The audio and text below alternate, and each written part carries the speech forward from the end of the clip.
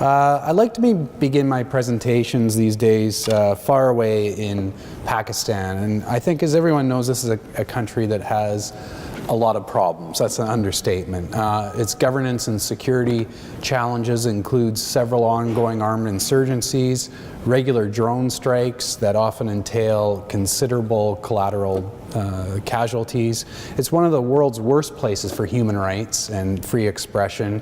Journalists, activists regularly face targeted killings, detention by security forces, bomb attacks at the headquarters of media companies. It's also one of the world's worst censors of the internet. All of YouTube is blocked in Pakistan, has been for many years, as is any content related to, for example, human rights, free expression, women's rights, LGBT issues. Not that long ago, the government of Pakistan put out this tender for proposals for a national internet filtering system. And the tender included quite sophisticated requirements, as you can see here, including the system being able to handle concurrently more than 50 million URLs. So what they were talking about here was internet censorship on a very large scale. Now, worldwide public reaction to this proposal was pretty quick, and a letter writing campaign was started by some of the activist communities that I'm familiar with. A letter writing campaign was started directed at the companies that supply this sort of technology, saying, please don't bid on the Pakistan request for proposals. It's a violation of human rights. And some companies actually complied. This is the tweet from McAfee, which makes Smart Filter. That's one of the world's most successful internet filtering systems. They actually tweeted saying, you know what, we're not going to do this, we're not going to bid on it. But the system went ahead, and today if you visit Pakistan, this is what you see if you try to access YouTube or anything to do with kind of, content that's critical of the government of Pakistan. Now, the reason I bring this up is this is exactly the type of thing at the Citizen Lab that we take as a challenge. We want to know, okay, which company actually bid on that proposal and won the contract, because it certainly wasn't made public by Pakistan or the company that won the contract. And what we do when we see this is we undertake a series of technical tests and field research. So some of the technical tests are done at the University of Toronto in the Citizen Lab and can be done remotely, but others have to be run by our partners who actually live in Pakistan. And all of the data together is brought back to the lab and analyzed. And when the data that we collected on the research was brought together, one of the things that stood out was this, which is the HTML code for the block page. Now, for most people in the room, this probably means absolutely nothing when you look at it. It's a bunch of gobbledygook. But for the researchers at the Citizen Lab, that is essentially a digital fingerprint. From that alone, they knew immediately which company was actually doing the filtering in Pakistan. Now, it turns out, it's quite funny, that the system was misconfigured. So you don't need to be a technical wizard to know which company actually won the contract. If instead of going to youtube.com, you went instead directly to the IP address, you would see that you'd get the actual login page for the filtering system itself. And there, splashed on the page in several places, is the name of the company. Well, it turns out that company is a Canadian company called NetSweeper, which is headquartered, I think, probably about 45-minute drive from McMaster University. Now, when we published our report, this is last year, it was covered in all of the major media in Canada, and there was considerable shock and outrage. How could it be that a Canadian company is actually supplying internet censorship technology to one of the world's worst abusers of human rights? But then the story kind of disappeared, and I can tell by the reaction in the room, most people are surprised. Wow, I didn't know that, which goes to show that you could have a report that's covered in all the major media and it quickly goes away. In Pakistan, however, and this is the interesting thing, it was only the beginning of the story. So one of the organizations with whom we work and that undertook the research with us in Pakistan, they're called Bytes for All, They did not stop, but took the case through litigation, public litigation. In the Pakistan Constitution, there's actually a clause that, in principle at least, guarantees access to information. So they went through the court system based on this research all the way up to the Supreme Court. Unfortunately, Bytes for All has experienced the darker side of Pakistan as a result: threats and intimidation, open calls on national media for blasphemy charges to be laid against our partner Shahzad Ahmad, which in that country is essentially a fatwa or a death sentence. Worst of all, kidnappings of staff members in the middle of the night. Several staff members have actually quit because so concerned were they for their own life. This is the steep price that Shahzad and his colleagues have paid in Pakistan for doing evidence-based research, public litigation, and advocacy in the promotion of human rights. Now, meanwhile, there were other Pakistan right groups that we work with that were puzzled by the fact they couldn't get past how is it that a Canadian company could be supplying this technology. It just doesn't seem right. So they actually wrote a letter to the Canadian High Commissioner in Pakistan saying, what's the deal? And the Canadian High Commissioner remarkably wrote back. This is the letter. Now, I know you can't read the entire letter. I can summarize it for you. It says, the Government of Canada believes strongly in human rights, including access to information, freedom of speech, and open internet. But when it comes to the situation of NetSweeper in Pakistan, well, that's a matter of local law for the government of Pakistan to decide. So that's kind of like, I think of that as having your cake and eating it too, is the way I think about that, right? Now, the reason I bring this up, this case off the top, it's a microcosm of what I mean by the geopolitics of cyberspace. You have this flawed democracy, or not a democracy, sorry, a flawed autocratic regime facing all sorts of challenges, going through major internet growth in a very short period of time. Insurgencies throughout the country, major religious issues that affect governance, and it's attempting to control the information space using sophisticated technologies provided by a Western company, indeed a Canadian company that's based only a few hundred miles from where we're sitting. And it's also a good illustration of the type of work that we do at the Citizen Lab. I founded the lab in 2001. The idea was to bring together researchers to lift the lid on the internet, to uncover what goes on beneath the surface of the communications environment that shapes our lives, and to especially uncover the hidden exercise of power beneath the surface of it that we take for granted. Citizen Lab is an unusual place. Even in a university environment, it's an unusual place. We employ a mixed methods approach. We combine the skills of computer scientists, engineers with social scientists, field researchers all over the world, just about every region with whom we collaborate, like our partners in Pakistan. And the idea is to bring evidence-based research to bear on these questions of global security and cyberspace from the point of view of human rights. We have uncovered major cyber espionage networks, including ones that targeted the office of the Dalai Lama.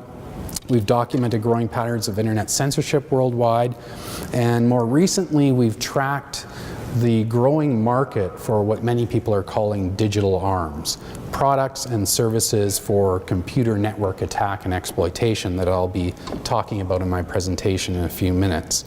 The way I've seen it, we've been a kind of digital early warning system. We've been kind of scanning this horizon over many years, and what we've seen has been really kind of disturbing. I think we've kind of seen this brewing cloud coming, and it's only getting worse. So I'm going to begin the talk today by putting the conversation in a broader historical context, outlining what I see as three major social forces shaping the communications environment today. And then I'm going to describe some warning signs that I believe we need to take seriously about growing censorship, surveillance, and militarization of the internet that threaten to undermine not only our liberties, not only privacy in a narrow sense as we're talking about, but the entire commons of information that we've come to take for granted. We're going through perhaps the most profound change in communications in all of human history in a very short period of time. The world of big data, as it's often called now, has brought us many benefits and conveniences, no doubt about it. But what I'm worried about is that we're kind of sleepwalking into it, and we don't see all the unintended consequences or ways in which it's being shaped beneath the surface. So let me begin by making this audacious claim again that we're going through the most profound change in communications of all of human history. That's a bold claim to make when you think about the printing press, telegraph, radio, television. There have been some big ones, but I truly believe that just within the last 5 to 10 years, we're going through the most profound in all of human history with social media, cloud computing, and mobile, those three together.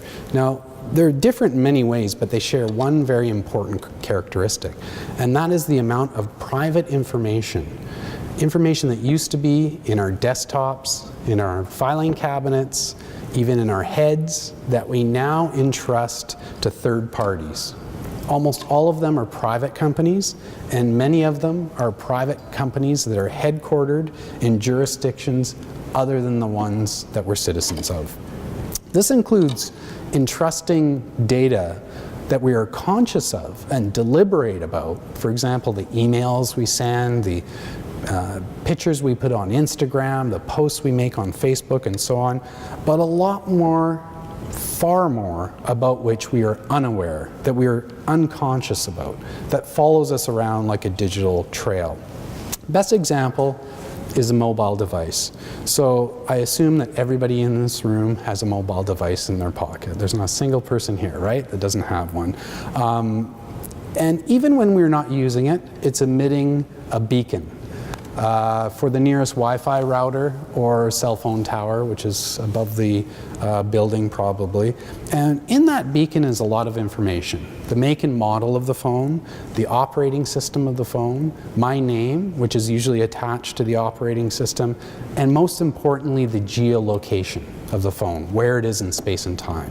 So anyone with access to that data, to those routers, to the cell phone towers, can know, for example, that all of us are here in this room together right now, even though we're not communicating anything directly about that. So if you think about that for a minute, all of you together in this room with me, someone else knows that. I feel sorry for all of you for that reason. Now, that's just the mobile phone. Think about on our mobile phone, I think I have probably about 24 applications, right? Most of us have several dozen applications on our phone. In fact, we're putting new applications in all the time. When we go to conferences and events, we download applications onto our smartphones. Apple announced quite a while ago now, I think it's about a year ago, that they've crossed the threshold of 50 billion applications downloaded from the iTunes store. 50 billion applications. And each of those applications typically give themselves permission in their terms of service, access to information contained in our mobile device about our communications, sometimes our location, our social networks, even our photographs. And that data doesn't just evaporate either. That which is taken out of our phones. It sits on the servers of the companies, archived perhaps indefinitely, there to be shared and potentially mined. With the Internet of Things, another term that people are using now, something like 15 billion devices connected to the internet now. Our fridges, our automobiles, right? Our cars, dishwashers, whatever.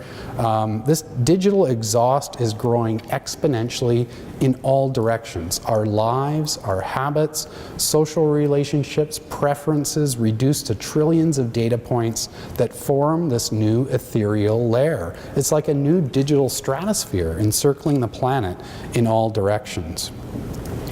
And in this context, I think it's important to emphasize something that's very often overlooked, even by people who really understand and experience this environment, and that is the material properties of the communications environment matter. The physical geography of cyberspace matters. Where technology is located matters just as much as what the technology is.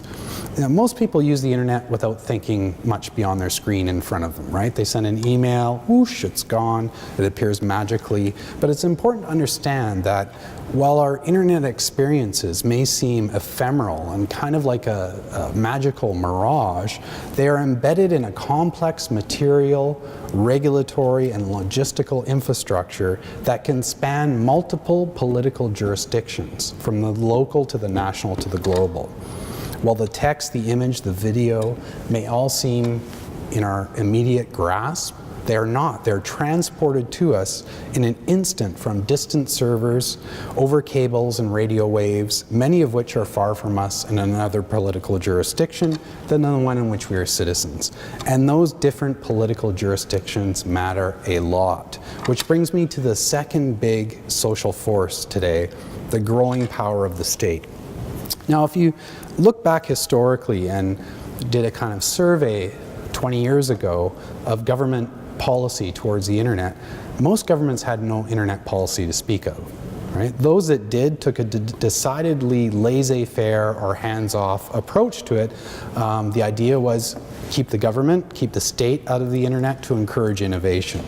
But as the internet and related technologies have become more important, more pervasive, embedded in everything we do, including critical infrastructure, electronic grids, hospitals, and so on, the externalities around security issues became a matter of growing public policy concern. And of course, this meant inevitably that governments had to get involved around security issues. In hindsight, I think we could have predicted that this would have happened. It would only be a matter of time when the technology became important enough that states would get involved. But as often happens in history, there was a major punctuation point that accelerated it and colored it. And that punctuation point was 9/11. It's hard to overestimate what a huge watershed 9/11 has been for the topic that we're addressing here. We still live in its shadow. Several things happened in the wake of those attacks that were very important to this topic. First is about the security threat paradigm, which turns inward on all of society, from an interstate to an all of society approach. This is a bit of a simplification, but if you look back historically, especially during the Cold War, for most states, their primary threat was other states. They were concerned that, if you look at it from the perspective of the United States, in the middle of the night, a country on the other side of the planet would lob nuclear-tipped ballistic missiles over the horizon. We had to orient our security apparatus to anticipate that. And that's where all of the signals intelligence originally comes from. After the Cold War, especially after 9/11, the concern shifts to a different threat paradigm, that a super-empowered individual or a group of individuals will blow themselves up in a crowded mall or hijack an airliner, slam it into a building. Threats are now highly dispersed across all of society, inside and outside of a country, and the gaze of the state in terms of security has become omnidirectional. You also see a culture shift at this time. This is particularly around 9/11. This idea of kind of all bets are off now, an attitude which brings about an urgency to overcome barriers, and a culture shift that lends itself to irreverence and sometimes dismissal of the rule of law. A kind of bend the rules, edge of envelope type thinking is encouraged, especially in Washington, D.C., but of course that ripples out to many other centers as well. You have, importantly, legal and regulatory changes. The Patriot Act is passed. Other laws like it are passed in countries like UK, Canada, that dramatically empower law enforcement and intelligence agencies. Part of this is based on a perception that 9/11 was brought about by, and I'm sure you've heard this phrase, a failure to connect the dots. And so the imperative shifts to a concern to collect all of the dots, just in case. To not just look for the needle in the haystack, as General Keith Alexander, the former head of the NSA, said, to collect the entire haystack. And thanks to the Snowden disclosures, we now have privileged access into some of the reasoning and poor PowerPoint presentations that went into the operations, into what collecting the entire haystack looks like. When people ask what I mean by the geopolitics of cyberspace, by the way, these slides actually sum it up very nicely. They explain it. The US National Security Agency understands it completely. Control over the infrastructure of the communications environment equals power. And much of the world's communication happens to flow through infrastructure that is either headquartered or exists in the United States, operated by US companies. Most of the companies that own and operate the infrastructure, the social media we all use and depend on, are headquartered in the United States and thus subject to US law or other types of coercion. By hook or crook, they are compelled to cooperate. And as a consequence, the US enjoys a distinct home field advantage from the code to the cables and everything in between, and collect it all they endeavor to do. A staggering volume, as it turns out. In this slide from the Snowden files reveals up to 15 billion records of digital metadata dumped into a database every single day. It's enormous. Now, after 9/11, there was also a very important shift in US military thinking. The definition of cyberspace as a single domain equal to land, air, sea, and space is formalized in the early 2000s, and this leads to the imperative to dominate cyberspace, to take the high ground over it, and the development especially of offensive capabilities by the US military to fight and win wars in cyberspace. A very important Rubicon was crossed with the Stuxnet attack on Iranian nuclear enrichment facilities, engineered by the United States and Israelis working together, which was the first de facto act of war in and through cyberspace. We now have, predictably, an arms race in this area as dozens of governments turn our public sphere of knowledge into a kind of ground zero for military engagement and rivalry that shows really no signs of abating. What does it mean when war is constant, its scope is global, and the battlefield is the realm of ideas and public dialogue? Now, these two historical forces, the social media explosion and the rise of the state in cyberspace, are together generating a new market, a new political economy dynamic, if you want to use that language, that I've called the cybersecurity industrial complex. The aims of the internet economy and the aims of state security converge and overlap around the exact same functional requirements: collecting and monitoring and analyzing as much big data as possible. Not surprisingly then, the very same firms service both segments. Like companies that market facial recognition systems, which tend to be dominated by Israeli firms, not surprisingly, used by Facebook on the one hand and the CIA on the other. They reap what we sow. This is where big data meets Big Brother. Now, if you step back and think about the confluence of these two social forces happening in this historical era, are really breathtaking in scope and scale, and require stepping back and examining from a broader historical perspective what it all means. At the very same time that we're in the midst, unprecedented, of turning our digital lives inside out, the world's most powerful surveillance machinery is turning inwards on all of us. A surveillance machine whose overarching intention is to gather as much information as possible, while at the same time to shield itself from public scrutiny, to barely acknowledge its own existence, to operate in a cloak of secrecy. That, to me, is an epochal shift requiring an urgent conversation on the order of a new social contract. And that conversation is not currently happening. Now, there's a third big historical force setting the context right now. It's less understood, especially by people living in affluent Western countries, and that is the who of the internet is changing fast. A major demographic shift is underway as the center of gravity of all of this stuff moves from the north and the west of the planet, where it was first invented, to the south and to the east. The vast majority of internet users today and into the future come from the global south. is significant. Of the 6 billion mobile devices in the world today, 4 billion are located in the developing world. In 2001, just 8 out of 100 people in the developing world had a mobile phone. Now nearly 80 out of 100 do. That's just within the last 13 years. Some of the fastest growing online populations, this is very significant though, fastest growing online populations are happening in the world's weakest states, the fragile, the failed. In many of these countries, like Pakistan, religious issues play a major role in governance. Many of them are autocratic or authoritarian regimes. It's an uncomfortable truth.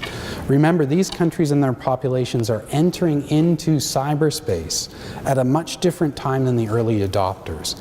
After the Snowden disclosures and with the model of the NSA now in the public domain, at a time when cybersecurity is at the top of the international agenda, and when a cyber arms race is heating up, when products and services of unparalleled power to track, target, and exploit information systems are being offered commercially without any type of regulation whatsoever. What should we expect then from the next billion digital users coming online in the post-Snowden environment? Well, consider first of all the international dynamic, and especially how we think about authoritarian regimes. Now, not that long ago, I studied global security. It used to be fashionable for people to dismiss authoritarian regimes when it came to this technology. They'd say they'll be in the dust heap of history, they can't handle the technology, it's too fast for them. Autocratic regimes, authoritarian regimes, and the internet don't mix, the internet will win. Inevitably, it'll be democracy. And it seemed that way. It was neatly divided. You had countries like Russia, China, these people. I mean, when you think about technological innovation, you look at that picture, it's not something that comes to mind, right? After the Snowden revelations, though, this neat and tidy division seems a bit blurry. The moral high ground, certainly not so clear. The reality has proven more nuanced and more complex. Governments that prefer a more tightly controlled and highly monitored internet are engaging in partnerships, sharing best practices, jointly developing technical platforms, as China and Iran have recently done. We're seeing major events like the Sochi Olympics, which I dubbed PRISM on steroids, used as a kind of showcase development, marketed turnkey wholesale to countries undergoing rapid development, a kind of surveillance by design for entire smart cities. How will these pressures come to bear on a region like sub-Saharan Africa, undergoing growth rates on the order of several 100% per year? Remember, we used to talk about the Chinese company Huawei. Everyone was concerned that there are back doors in Huawei that the Chinese government had put in there. And this was actually a major barrier to Chinese investment in places like Africa because of concerns about security. Well, now the tables are turned. And it's the American companies that have a Huawei problem, which has opened the door for all sorts of new investment for Chinese companies. Will we see the legitimization of nationwide monitoring systems that seek to duplicate the imperative to collect the entire haystack, monitor it all, as appears to be the case in India with the rollout of its so-called central monitoring system? A system in which Canada's own BlackBerry recently agreed to not only participate, collude with, but to actually earn money training Indian engineers here in Canada, in Waterloo, how to undertake surveillance over their networks for the benefit of Indian security. Or there's a $40 million Nigerian system powered by the Israeli security firm Elbit Systems. Will we come to take for granted that the popular applications that millions of us now use to chat, socialize, and organize politically carry hidden functionalities of keyword surveillance, uploaded with new lists every week to reflect current events, as we found at the Citizen Lab in the Chinese version of Skype and the popular instant messaging application Line? Will we experience more warnings like this? Message contains forbidden words and cannot be sent because, well, it's acceptable and it's what everyone else does. Now you may ask, what about the benefits of all of this technology for social mobilization, individual empowerment, democratic change? Surely those will continue. Well, a few years ago, many of us celebrated the Arab Spring as a paradigm of the way liberation technology could bring about the end of authoritarian rule. Unfortunately, Syria has become the Arab Spring's dark aftermath. Citizen Lab research has shown that the very means of online organization used by opposition groups have become major sources of insecurity, as groups sympathetic to the Assad regime have employed off-the-shelf malware crime kits to infiltrate social networks, arrest, torture, and murder opposition groups, and even target their airstrikes. Our research has uncovered cases of human rights activists in places like Bahrain, Ethiopia, Morocco, many other places, targeted by advanced digital spyware manufactured by Western companies. Spyware that once implanted on a target's device can remove files, contacts, send emails and messages, turn on the microphone and camera, and track the location. If these were isolated incidents, we could write them off as anomalies. But our global scan of the command and control servers used by these products, the computers that are used to send instructions to infected devices under control, has produced deeply disturbing evidence of a global market that knows no boundaries. We found this one product, FinSpy, which is manufactured in the United Kingdom. It's a lawful intercept technology in a total of 25 countries, including countries with such dubious human rights records as Bahrain, Bangladesh, Ethiopia, Qatar, and Turkmenistan. In one case, there's a litigation right now in the UK that Privacy International is doing following up on this research because they found that there's a citizen of Ethiopia in the UK whose device was being monitored by the Ethiopian government. Technically, that's in violation of UK law, and it's being done by a UK company, so it's kind of weird. Subsequent project of ours found that 21 governments are current or former users of a spyware sold by an Italian company called Hacking Team. They sell this product to all of these countries, including 9 receiving the lowest ranking authoritarian in The Economist's 2012 Democracy Index. Now that's just 2 companies. Their product all over the world, a market that is spreading far and wide, the new normal of information control. And our research has really only picked at the surface of a major field. Products that provide advanced deep packet inspection, content filtering, social network mining, cell phone tracking, and even computer network attack are being developed by Western firms and marketed worldwide to regimes that are using them to limit democratic participation and target adversaries abroad. Nearly every day we hear news reports about cyber attacks, cyber breaches against Fortune 500 companies or government agencies. 2 days ago, we released a culminating report of a major 4-year study that we undertook of 10 human rights organizations that enrolled in the study. And the key takeaway of that report is that civil society organizations that work to protect human rights and civil liberties around the world are literally being bombarded with persistent and disruptive targeted digital attacks. The same sort of attacks reportedly hitting industry and government. Unlike industry and government, though, civil society organizations have far fewer resources to deal with the problem. They're being hung out to dry, left to fend for themselves, and the problem is getting worse quickly rather than better. What I worry most is that the template for democratic mobilization is not the Arab Spring at all, but the Green Movement in Iran from a few years prior. Recall how it began with such high hopes. It was dubbed a Twitter revolution by many at the time, but it ended in a dark cloud through an Iranian version of PRISM. User data turned over by the largest cell phone provider in the country, Nokia Siemens, to the Revolutionary Guard.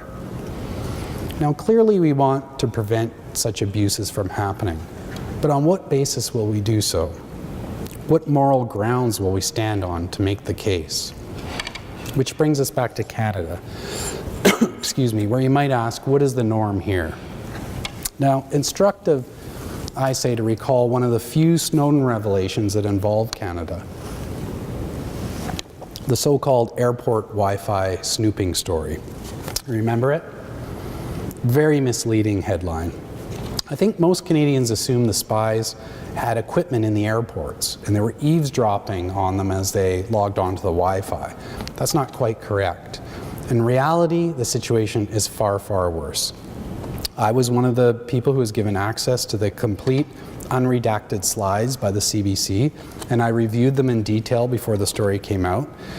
In fact, CSIS had acquired masses of metadata from multiple data sources, aggregators of our web surfing habits, databases that track our device IDs, IP addresses, including one codenamed Special Source, which is very likely a Canadian telecommunications company.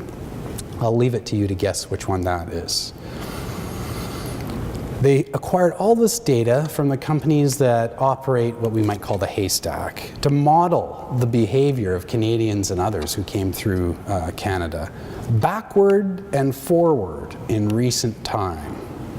As they passed through airports, hotel coffee shops, and places of business across North America, Europe, and in numerous cities of Canada. Why would all those companies that control all of this highly revealing, personally identifiable data about us, that we entrust to them, just turn it over to a highly secretive government agency?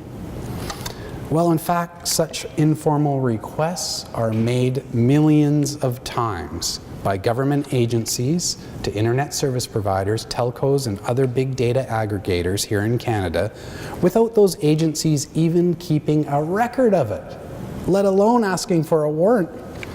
When asked directly about what clearly appears to be mass surveillance of Canadians, contrary to the law in our charter, what did the Government of Canada have to say?